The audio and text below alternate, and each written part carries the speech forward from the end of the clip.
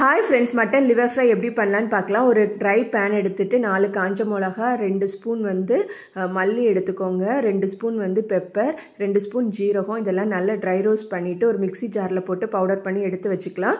1/4 kilo பக்கத்தில் mutton liver எடுத்துருக்கிறேன். அதில் மஞ்சள் தூள், இஞ்சி பூண்டு, உப்பு ஆட் பண்ணி நல்லா ஊற வச்சிடலாம். ஒரு கடாயை வச்சு தேங்காய் எண்ணெய் ஆட் பண்ணிவிட்டு சோம்பு, பிரியாணி இலை, ஒரு சின்ன துண்டு பட்டை, அப்புறம் வெங்காயம் பார்த்திங்கன்னா ஒரு 150 கிராம் சின்ன வெங்காயம் உரித்து இந்த மாதிரி கட் பண்ணி வச்சுருக்கிறேன். அதையும் ஆட் பண்ணிட்டு கருவேப்பிலை, தேவையான அளவு உப்பு ஆட் பண்ணி நல்லா வதக்கிக்கோங்க.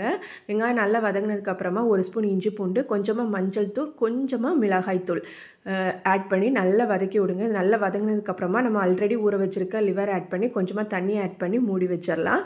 நல்ல ஒரு 10 நிமிஷம் வெந்ததுக்கப்புறமா பவுடர் பண்ணி வச்சுருக்க பொடி ஆட் பண்ணி மல்லி இலை போட்டு இறக்குனீங்கன்னா செம்ம டேஸ்டான மட்டன் லிவர் ஃப்ரை ரெடி.